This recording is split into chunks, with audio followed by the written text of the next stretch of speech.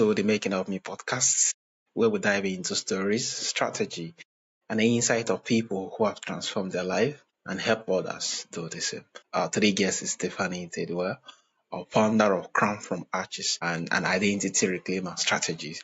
Tiffany helped women rebuild their life after toxic relationship by restoring confidence, redefining purpose, and creating financial independence. Her journey from loss and hardship to sovereignty provide a blueprint for anyone navigating our personal reinvention. It's really a pleasure having you on the show, Stefan. Hello, how are you? Yeah, thank you. It's a pleasure having you here. So, Tiffany, what were some of the moments or challenges that shape you into who you have become today? So, one of the big moments for me was when I literally looked in a mirror and I did not recognize who was staring back. Like I had completely lost sight of me. And then I have children. And so the thought and I have girls. So the thought of letting them down and the thought of them one day going through what I had been through, that was a very big shift for me. Wow, amazing, amazing. Taking them into consideration and actually more like from the inside, see, no, things has to change. Yeah, really amazing. Yeah. You often talk about our starting over without starting from scratch. What does that look like in practice? So, what that looks like is acknowledging, first of all, accepting that you've been through an abuse. I mean, something has happened to you there. So, you can't erase it. So, to me, starting over from scratch is saying, I'm erasing that. I'm going to forget that part of my life. While we won't be glorifying what happened to us because, there was a traumatic experience, we will be accepting it and we will be using it as a catalyst and embracing it to move on. So instead of starting from scratch, we start from where we are and we build. Yeah, thank you so much for explaining. So, how can women identify if they have adopted an identity that isn't truly theirs? Certainly. So, well, let's just take going into a relationship. So, you go into a relationship before you meet this person, you have all of your goals, you have all of your dreams, you know exactly, or you have some idea of what you want to do in life. You get into a relationship, suddenly everything that you want to do has been put on the back burner. You're no longer reaching out to friends and family anymore. That's a sign. You're no longer smiling. I often talk about financial abuse because that is a real thing. So if you went into a relationship with hundreds or even thousands of dollars and you look up and it's gone and you have been being a good steward of your money, that's a sign that something is wrong. Yeah, amazing, amazing. Going into a relationship and the fact that a whole lot of common things you get to do before you don't do them anymore, you start cutting off. Yeah, it's really a whole lot of signs in there. So moving from survival to sovereignty sound transformative. What are the key mindset shifts that supports this journey? The key mindset shifts here is definitely I am worthy. Shifting from I need to take care of everyone, I need to take care of this person, to I need to see about me. Yeah, I want women to stop and think I am the most important person in my life because if your cup isn't being filled, if someone isn't reciprocating what you're giving and what you're pouring, you're not even able to take care of anyone else. So you have to get out of the mindset of I'm a nurturer. It's all, I've got to take care of someone. Definitely leave that identity behind, especially if you're not going to take care of you. Take care of you first. amazing, amazing. I am worthy and taking care of yourself other than just being the natural where you don't look after yourself. And yeah, that was really amazing. So boundary can be tough, especially after toxic experience. How do you guide the women to set boundaries without guilt? That's a great question, and it can be very tough. You are absolutely right because you're so used to dimming down and going with whatever that person has wanted you to do for so long. And that's where adopting those identities are. That's where that survivor mode comes in. I've got to do this because I want to be here with them or I don't want them to be upset with me. So that's also a great mindset shift that has to be worked on. You've got to be able to tell yourself that I am enough. I am worthy enough where that I should have boundaries in place and that crossing those boundaries means that I'm cutting you Yeah. off. Well, You got to be assertive with that. And I'm not going to sit here and tell anyone that that's easy to do. It takes time and work. Yeah, amazing. Setting boundaries take times and take work. In that, definitely there's going to be a whole lot of fans. Yes, having to kind of execute those particular boundaries once anyone cut through. Yeah, it's really difficult, just the way Yeah. you say it. And yeah, a whole lot of learning process into it. What role does faith and journaling play in rebuilding confidence, purpose, and independence? Faith is very important. I am an absolute believer in God, the Most High, and I believe in prayer changes and heals all things. If you were a person of God before you stepped into a toxic relationship, and a lot of times we go through so much, we feel disconnected from Him. Please know that He has not left you. He is just waiting for you to come back and lean upon Him. That was one of my faith was one of the reasons that I was able to walk away and Mm, stay away for good. So if I would tell anyone, if you don't know God, I would suggest you get to know God. But if that's not something if that's not what you do, then whatever it is that you believe in, definitely lean on that yeah, amazing. because it will be one of the biggest things to get you out of there. Yeah. How did journaling play in rebuilding confidence, purpose, identity, and independence? Journaling gets your thoughts out. Journaling is a friend when you don't have anyone to call on, or when you, because getting out of a toxic relationship involves a shame, it involves a guilt.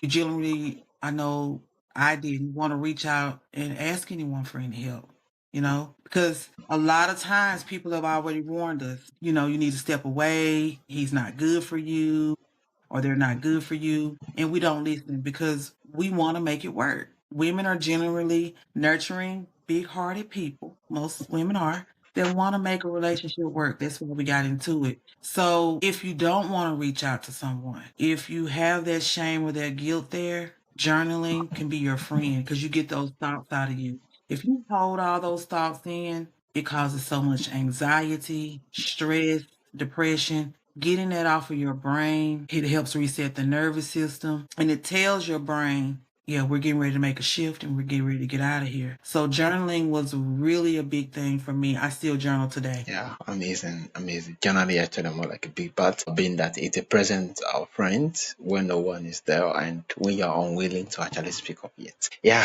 amazing. So living a long-term or toxic relationship is daunting. What was the hardest part for you, and how did you overcome it? Honestly, the hardest part was walking away and feeling guilty. And I know that sounds strange, but there is a guilt that comes along with that because for so long you've taken care of this person. You've been told by this person that, where are you going? No one else wants you. You should be glad that I'm with you. And so you, like I said, you've dimmed down and you've adapted to their way for so long that when you do get the chance to walk away, you feel guilty about it. And that was the hardest part for me. I felt so guilty because now I'm thinking, well, who's going to take care of them? Who's going to do what I wasn't doing? Who's going to love them now? Because I'm the only one that Mhm. seems to love them. So the shame of it and the guilt is the hardest part. My children.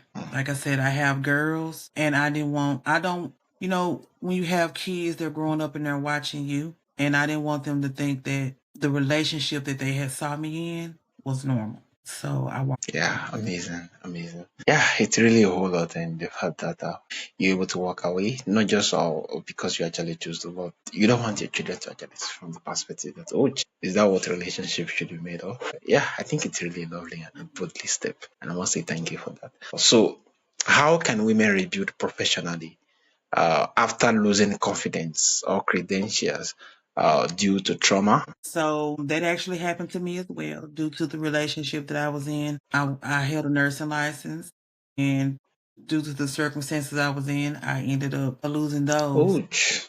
And again, yes, yes. I do have the chance to go back and get them.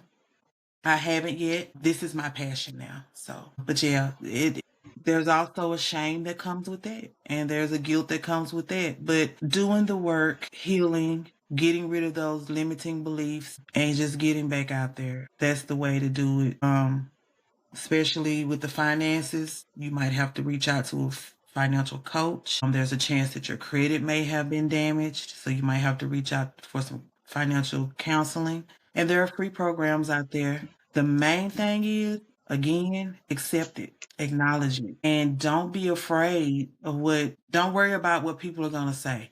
They weren't in your situation, and you had to do what you had to do to survive. So you go out there and you ask for help, and you get back in some classes, and or you stop and figure, what else can I do? And that's what I had to do. And I found that this helping women Yeah. that may be in the situation I was in, it's my calling. Yeah. So yeah. Yeah, amazing. I think this is really lovely being that you've gone through similar paths and now you have actually more like got healed from it. And now use that same energy, sharpen it into others who have gone through it, to help them more like, yeah, being able to kind of see purpose in it. And yeah, releasing straight. Yeah, it's really amazing. I must say, yeah.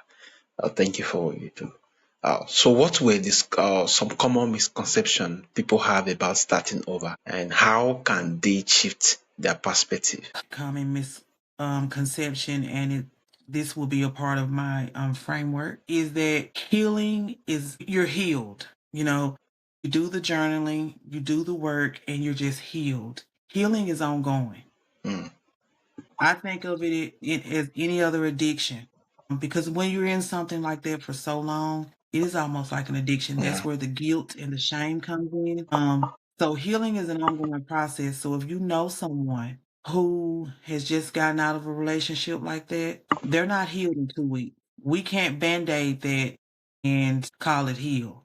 You'll only get into something else toxic. I did. So it's a ongoing process. It looks different for everyone depending on what you've been through. I mean, there's mental abuse, there's emotional abuse, there's physical abuse, there's financial. There's so many aspects. You could have went through all of it in one relationship. So a big misconception is, oh, they're out. Let's give them a week. Let's put a band-aid on that and let's just, oh, they're healed. No, healing is an ongoing process and it takes time. yeah, amazing. Thank you so much. Yeah, healing is an ongoing process, and the fact that you abandon it does not mean you're healed. It has to be something that has to be a step at a time. Amazing. So, lastly, for someone ready to reclaim their identity today, what is one practical step they can take immediately? This may seem different, but I would say go and look in a mirror. This is what I did. Go look in the mirror and just look at yourself and tell yourself, because you're stepping into who God has always called you to be. You're stepping back into your purpose. And remember, we didn't lose this purpose. We just lost sight. Yeah. So it's not gone, it's still there. So we're stepping back into that. So you stand in that mirror and the woman is staring back at you. You tell her, I thank you. I thank you for carrying me this far. I thank you for carrying me through survival, but you can rest now. Mm, And I mean, literally stand in a mirror and do that. Tell that person in the mirror, you can rest now. And really embrace that and really go back out of that room and back out into the world, knowing that the person that was in that relationship and that was surviving is no more. Not that you're stripping them away, but that you've put that person to rest, and now it's your turn, the real you, to carry all the rest of the way. yeah, amazing, amazing. Thank you so much for sharing, Tiffany. Advice. How can they reach out to you, and where is the best platform? Cool, yes. So, um, I am starting a podcast. I'm building it. Oh, It's Radiantly Crowned.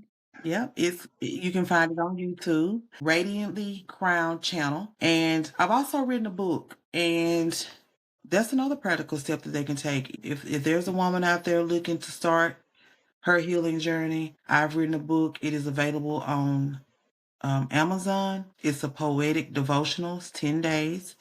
It's called Beautifully Scarred. And I named it that because, again, a lot of times when we come out of these relationships, we are scarred. yeah, And like I said, you can't put a band-aid on it. And we won't glorify what we've been through, but we embrace it because those scars are beautiful. They are a part of you. So yeah, that's how you can connect with me. I'm also on Instagram, Authentic Diamond 7. Yeah, thank you so much. It just shows that identity reclamation isn't just about healing. It's about restoring confidence, purpose, and independence. By applying practical framework, anyone can move from survival to sovereignty and building a life of strength, clarity, and impact. It's really a pleasure and an honor to have you on the show, Tiffany. Yeah. Thank you so much. It's really my pleasure. I'm really honored to be here. Yeah, thank you so much. And also, for my audience who would love to reach out to connect to Stephanie, definitely the link to our website is going to be on the show notes so that you can easily reach out. Yeah, more like follow her on various work she does and also to get her book. Yeah, once again, it's a pleasure and honor having you on the show today. Thank you.